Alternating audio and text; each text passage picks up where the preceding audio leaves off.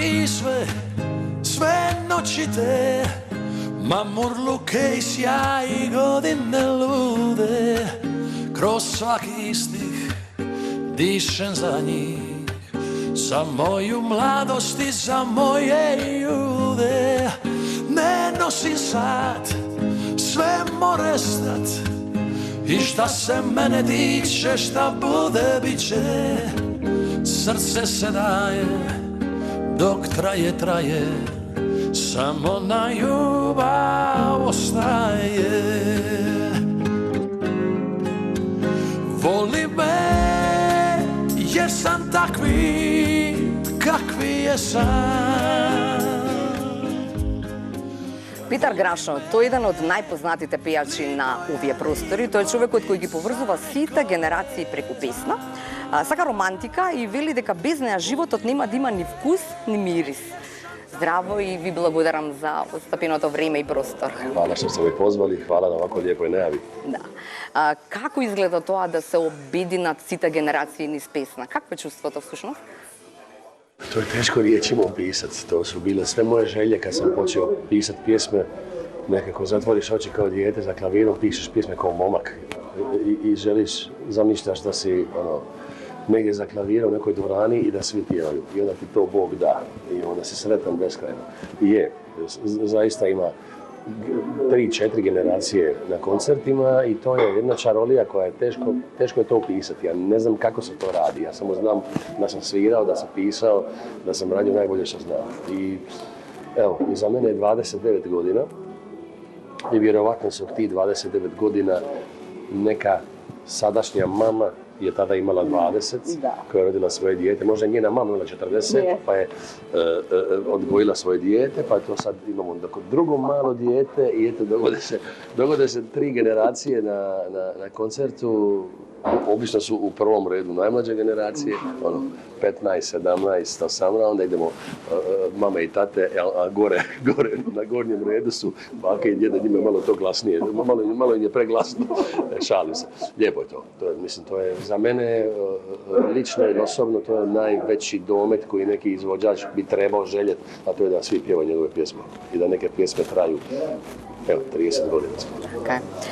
Велите, кога Тунче Хулич за прв пат ви ја отсвирила Ако ме питају, сте се наижиле и ве облеала некоја убавина и велите дека сте знаеле дека во тој миг нешто ќе се случува, дека тој миг не се повторува. Од оваа дистанца сега, заради тоа што таа многу брзо стана хит, апсолутен хит и на YouTube и така натаму со над милионски прегледи. Ако ме питају никаква песна која што ве одбележува, како во овој период или воопшто сега? Една од пјесама дефинитивно, сасвим сигурно една од топ 3 или топ 5 пјесама. Sve su neke pjesme bile u svoje vrijeme.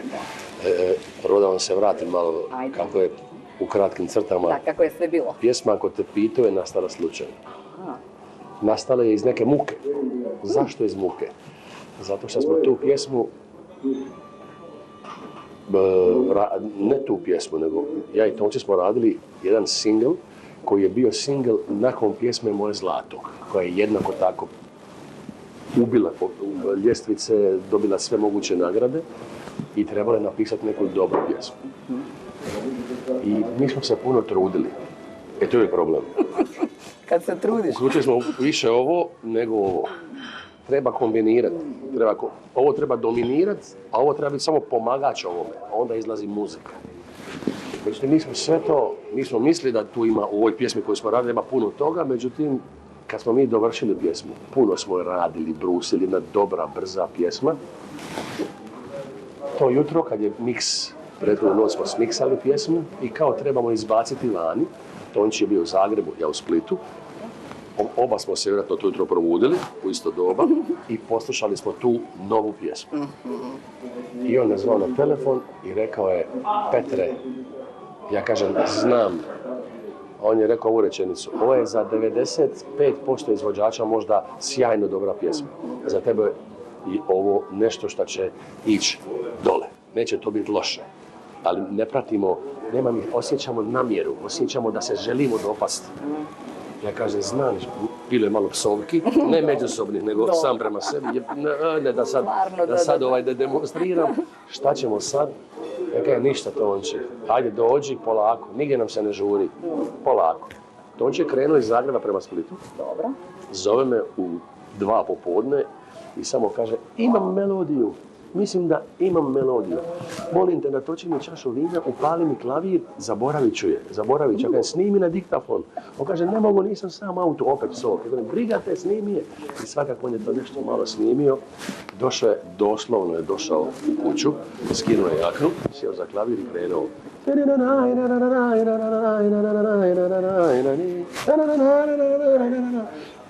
Ja čim je počeo, evo ja sad ježim. To je to. Jednog se refren, on kaže, imam nešto, gotovo, 20 sekunda. Sutra smo došli, Ljekoslava je tu, obično 90% tekstova radimo Ljekoslava i ja zajedno. Toliko je ta melodija bila dobra, da sam ja tu popodne išao na neki put, a Tonči me zvao predveće i rekao, evo napravila je Ljekoslava neki ogledni tekst, meni se čini dobar, šta se tebi čini? I krene mi pričat, još su dolani, moje noći, moji dani. Znaš kad odmah znaš da je Bog tu neke prstiće umiješao, završio je Tonči s diktatom tekst, ja sam rekao Tonči, nema šta dodati. To je to. Gotova pjesma, snimili smo je u 5 dana i sjećam se kao sada, to je pjesma izašla početkom 2017. Početkom decembra. Pjesmi da se uspostavi treba. Nekad mjesec, nekad 2, ali nikad manje, rijetko manje. Sjećam se da je moj prvi koncert bio u Kranji, 3 ili 4 dana nakon što je pjesma izašla. Dakle, vidimo mi da je ona dobra na YouTube-u, da je u trendingu, da ima prvi dan 200.000, ali imaš ti izvođače iz Srbije koji izbace pjesmu, ima prvi dan 1,5 milijuna. Tako da... To nije rep. Ne, pa onda pjesmu nakon 3 mjeseca niko ne zna. I došli smo u Kranj i sjećam se da smo sredinom koncerta, bila divna atmosfera. Ja kažem, sad mi dajte 3 minute vremena da krenem jednu novu pjesmu. Nadam se da vam se sviđa i kad sam krenula je vriska i pjesma od početka do kraja i tad sam shvatio da se radi o nečem opasnom. O nečem vrlo opasnom. Danas je to pjesma koja je nekako ušla među narod. Ušla je među narod, pjeva se svuda u svim prigodama. To je krajnji domet muzike. Така. Во студио, додека се создава една песна, сега не изборуваме само за ако ме питају за сите други, велите, го давате како велите и последниот атом на сила, за си да си дојде на свое место, тоа сте го рекле во едно интервју, велите, анализирам, ги мачам своите продуценти во тој процес, милион барања и такви прашања, и кога ќе заврши песната, стоите 100% зад неа. Кога знаете дека тоа е тоа? Osjećam. Tu su opet se vrati, tu su elementi ovoga i ovoga. I ušiju, i mozga, i srca. To mora sve raditi zajedno. Ali u momentu kad prvo znam da je to ta pjesma, onda ulazim u studiju. Dobro. Naše faze u studiju uvijek su vrlo slične. Tonči bude na početku sa mnom. Dobro. Zajedno napravimo, on je izuzetno kreativan u uspostavljanju te bazne ideje, aranžmana, svega. Nakon toga njegov fokus pada. On odlazi i kaže, sad više ne želim biti svjedok ovoga kako ćeš maltretirati ove producente. Stvarno maltretirate? Strašno, ali mi se maltretiramo. Da, svi se jako volimo i svi nakon sessiona smo prijatelji, pijemo čašu vina, ali dok se radi ja sam zeznut. Jer u stanju sam 2 takta slušati 20 minuta, ali mi smeta jedna nota, ne znam točno šta. I onda to tražimo, ali svakako u momentu kad znam da sam ja dao 100% od sebe, i to uvijek kažem, u momentu kad znam da je moj domet taj, i da je u toj pjesmi moj domet taj, ja je puštam ko goluba, puštam je neka leti vani, i ako ta pjesma leti 10 metara i padne, ja sam miran, jer znam da sam savršeno promašio, ali sam to bio tad ja. Da sam nešto napravio na pola, uvijek bi se grizlao zašto pjesma nije prošla, da li sam trebao to, sve to što sam trebao, ja sam napravio i pjesme idu. Ali ja vjerujem da je to jedan od razloga šta do sada u prvih 30 godina praktički nemamo puno promašaja. Što ne znači da sljedeća pjesma neće biti fijasko. To se rekao je Bregović odlično. Ne postoji nijedan garant ni minimum koji i jedan izvođač može napraviti da mu neka loša pjesma bude dobra zato što je on Bob Dylan. Ako mi se sviđa pjesma, sviđa mi se. Ako ne, može biti 11 puta Elton John ili Bob Dylan. Ako nije dobro. ja se trudim da sve to bude po svim parametrima najbolje taj tren i onda saniram. Jer ako ne bude, spavam. To je najvažnije. Još su dolani moje noći, moji dani bili kaj karte razbacani. Na niza puta i minute žene puste, desila se onda ti. Sad si lipota, sad si ljubav mog života, lice sreće prvo, drugo, treće. Kad se ljubav dogodi i kad život pogodi, tu sam ja и ту си ти. Растовте во семејство на познат кошаркар, вашиот татко е познат кошаркар, така е. И сега по таа некаква логика, нели, требаше да бидете со сите оние предиспозиции ваши, да бидете кошаркар и некако тргна тоа, тргна, така е, да, бивте кошаркар, ама Оливер Драгоевич и Тунче Хуљич повторно ја зезна работата, односно ве извика и да, и ве ставија на свршен чин во музиката. Tako je. Oni su bili, što bi rekao Ivo Andrić, moji znakovi pored puta. Ja sam 8 godina trenirao košarku i paralelno sam svirao i išao u muzičku školu. To su uvijek bile nekakve dvije paralelne ljubavi, s tim da naravno u nekom trenutku kad imaš 13-14 godina puno ti je veća nekako želja u tim godinama da budeš Michael Jordan nego da budeš Ivo Pogorelić. Ja nisam tada razmišljao previše o pjevačkim varijantama, iako sam uvijek to volio. I počeo sam pisati pjesme, međutim trenirao sam košarku i to su bile 90. godine, 94. Bio sam dobar košarkaš. Mogao bi sad govoriti da sam bio neki Michael Jordan, ne. Ali bio sam dobar obećavajući košarkaš, od koje bi se možda dalo napraviti nešto. A možda i ne, ali taj tren je to bilo dobro. To je bilo dovoljno dobro da dobijemo stipendiju u Americi. Ja i moj dragi prijatelj koji je otišao u Ameriku i još uvijek tamo živi. Stvarno? A u toj varijanti kad sam se trebao odlučiti, kad sam dobio ponudu da idemo na University Valparaiso, plaćena stipendija, sve plaćeno, nije zvučalo loše za dečka koji živi u nekom normalnom stanu, u normalnoj familiji srednje klase, da ideš sad u Chicago i da studiraš. Međutim, paralelno je Bog imao neke svoje planove. Ja sam snimao neke pjesme u studiju za neki svoj užitak. U nekom malom studiju demo snimke, ideje moje muzike, ideje mog teksta, nekog pop nečega. 16 godina sam imao, 16. I moj otac je čuo to, moj otac je kritičan. Nije ono zaljubljen u svoje dijete i misli da sve što radim je najbolje da plaće. Splitski očevi nisu takvi da plaće, potpuno su drugačiji i to je dobro. Međutim, njemu se to svidilo. I on je rekao, mogu li ja to malo slušati? Ja sam rekao, ne mogu stari, molim te, to ti stvarno nije loše. Meni je već to bilo malo čudno da to otac, meni je bilo malo čudno da me otac toliko hvali.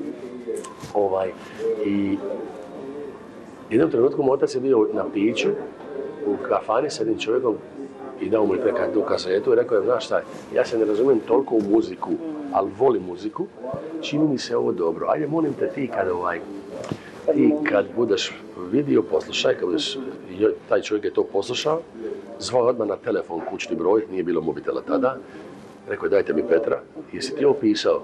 Ja kažem, jesam. Jesi ti pisao i tekst i glazbu? Ja govorim, jesam. Za sve ove pjesme? Da. Sigurno? Da. Ovo ću ti ja pjevat. Ja kažem, kako ćeš? Ja sam na vi sad. Kako ćete vi to pjevat?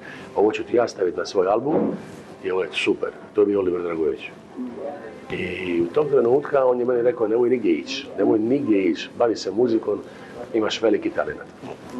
Imaš stari glas u mladom tijelu, što nisam nikad čuo, i on me kasnije, sasvim slučajno, dugo bi trebala sad ova priča, ja ću sublimirati, on me upoznao sa Tončom Huljićem, jer je Tonči tražio tad klavijaturista za grupu Magazin. Sjedio s Oliverom isto u nekom restoranu i rekao je, ne mogu više samo svirati, moram pisati. Oliver me upoznao sa Tončom Huljićem, jednom prilikom su sjedili u kafani i Tonči je rekao da mu treba klavijaturista za grupu Magazin jer on više ne može toliko svirati, želi se baviti autorskim radom. Oliver je rekao, znam ja jednoga maloga, odličan je, piva super, svira, odnosno tad je rekao svira super, ako triva i piva.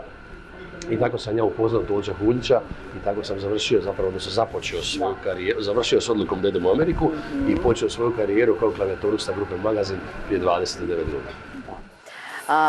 Вашата популарност никогаш и не застанала, нели, онаа популарност, но во еден период решивте да застанете вие И како велите во едно интервју, да бидам обични од Петар Грашо и да искусам нешто што до тогаш не можев. Нема време за себе, нема време за ништо.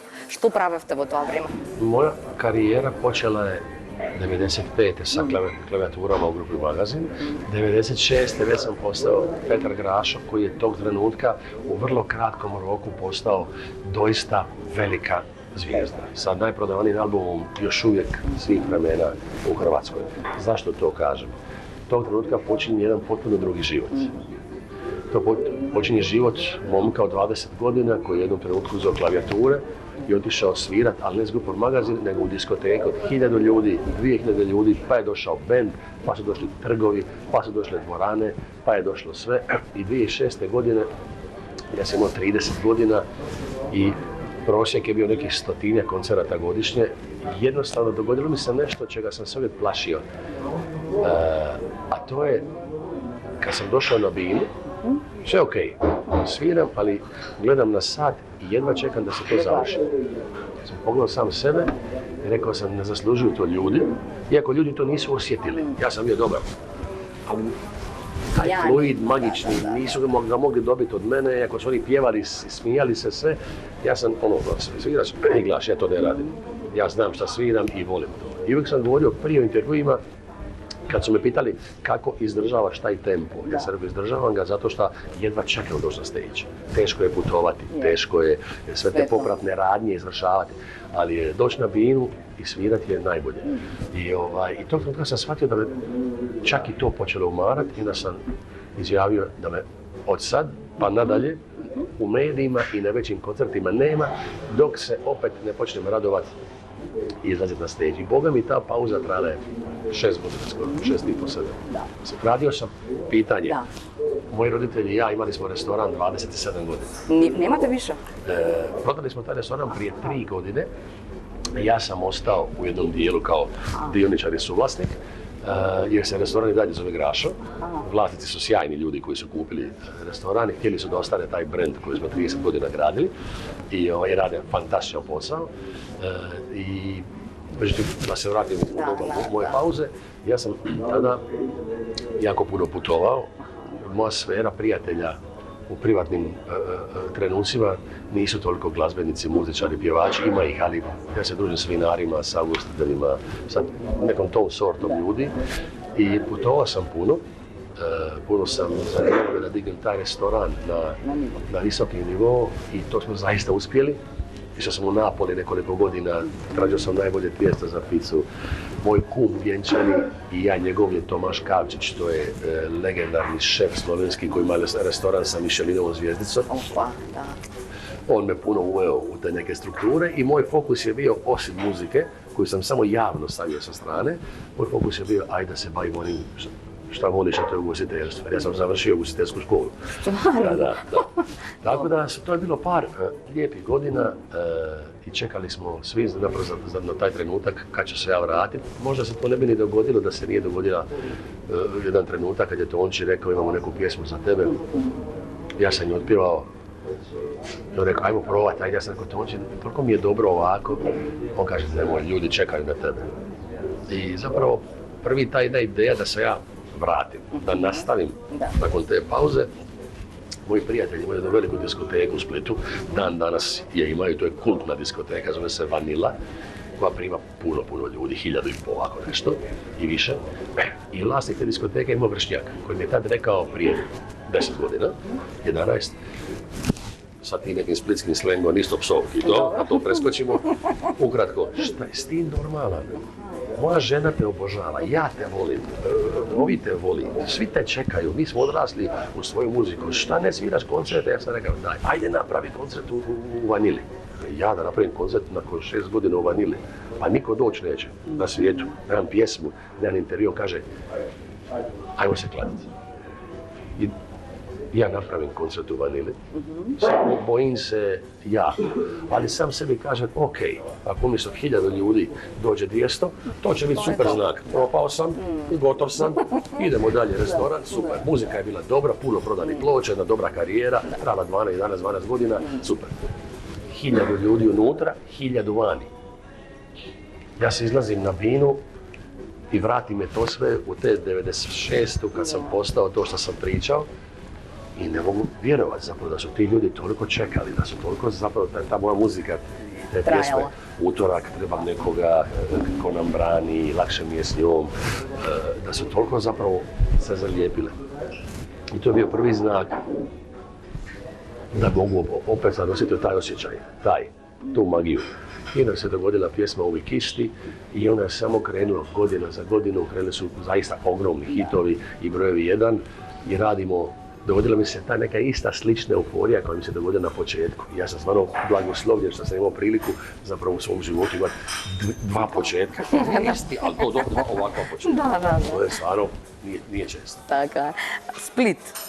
Од Сплит се да не ги редиме сега. Грашо, не знам, Оливер Драгоевич, Северина, Дорис и така натаму. Даниела, Дорис, Горан Каран. Има нешто во водата, има нешто во морето, има нешто во... Вие сте рекле во едно интервју, пееме за раѓање на дете, пееме за, нели, пееме на секоја, нели, семејна веселба, пееме нон-стоп. Така изгледа тоа Сплит? Ja mislim da je slično Makedoniji. Kad me pitaju gdje ima najviše muzike u bivšoj Jugoslaviji, ja kažem uvijek bez konkurencije, to je Makedonija. Ovdje svi pjevate i neko nešto svira, tako da ja mislim da tu ima nešto u mentalitetu, ima nešto u cijeloj toj kulturi. Kod nas je muzika od rođenja. Uvijek se svira, uvijek se pjeva i jednostavno Split je grad muzike. Grad muzičkih talenata i sada i neki novi ljudi koji dolaze ima super ljudi. Kada cijelo srce drugom da i prizna da je volija, jel ti rekako, jel ti rekako onako iskreno, da bi za tebe umra ja i bez da trepnem i opet rodija se samo da te sretnem. Jel ti rekako onako iskreno. Освен музиката ве прави среќен, сте рекле морето, ловот на лигни и престојот во вашата куќарка кај Трогир. Сега ова е некое старо интервју, дали се уште постои Je, to i dalje postoji ta kuća nikad neće, ja se nadam, ne postojat, osim ako ne dođe, ne daj Bože, neki radi. Не дај Боже, да. I nikad neće biti na prodaju, nikad, zato što je to kuća koju je sagradio moj djeda i moj otac, pa kupili su tu zemlju kad sam sam rodio, 48 godina i nisam neki strašan bolovac, ali dobar sam. Ono što je najvažnije da to se vidi taj budizam, taj mir, taj zen budizam, kad si jednostavno nemaš postojanje, samo slušaš more i uopće te nije briga, hoćeš uhvatiti ili nećeš, ali u momentu samo kad napraviš ovo, samo imaš adrenalin i sreću. To znači ribolov je kombinacija mira i sreće. Ti ne možeš biti tužan. Samo je okej, i ako uloviš, samo ti krene. I onda to, kad dođeš kući u nekoj stavi staro i mora biti stara tava, staviš maslinovo ulje, staviš te lignje, poklopiš i onda popiješ malu rakijicu, prvo jednu, i onda vidiš. Nema tog spa centra, nema tog Tajlanda za mene, nema, to ne postoji. Уште две прашања до крај. Каков татко сте? Pa kažu da sam dobar. Ja mislim da sam dobar. Или имате доволно времена? To je uvijek pitanje na koje mogu dati dvojaki odgovor. Imam puno manje vremena i puno manje sam sa djetetom od nekoga ko radi svoj posao od 8 do 2. Ali zato provedem vrijeme koje sam sa djetetom najkvalitetnije moguće i budem cijeli dan sa tim djetetom, a s druge strane opet sam puno više sa djetetom nego neko koji ide na brod. On ga nema 7 mjeseci, tako sve je relativno. Mislim da sam dovoljno ovoga momentalno. Sam iskoristio maksimalno vrijeme zato što je malena još paketić. Pa je možda sad već trči hoda, ali dalje nemamo vrtić. To tako da je mala prošla, ja mislim, više Europe i više gradova nego što neko odrasli vidi možda u životu. Svuda sam bio, svuda sam svirao, svuda sam putovao, staviš je. Tako da, dosta smo zajedno i to je divno. Ja mislim da sam okej otac, trudim se biti, kažem, moja supruga da sam super. Ja mislim da malo me više hvali nego šta je, ne zato što sam ja loš kad sam tu, nego zato što možda me nema toliko vremena, ali kad budem, onda volim sve što volim mladi. Kuham, igram se u parku, držim na prsima, idem vanje s njom. И за крај, што да очекуваме од концертот во Скопје во април? Prvo šta ja očekujem od koncerta u Skopju. Ja očekujem od koncerta u Skopju. To je jedna divna sala Pihala Filharmonije, svirao sam tamo prije 4 godine i bila je divna atmosfera, neko isto, mislim, 3 dana imali. I gledao sam tu salu, te ljude koji uživaju u toj jednom intimnoj atmosferi. Ja sam bio za klavirom, iza su bila 4 moja muzičara, čista akustika. Lijepo.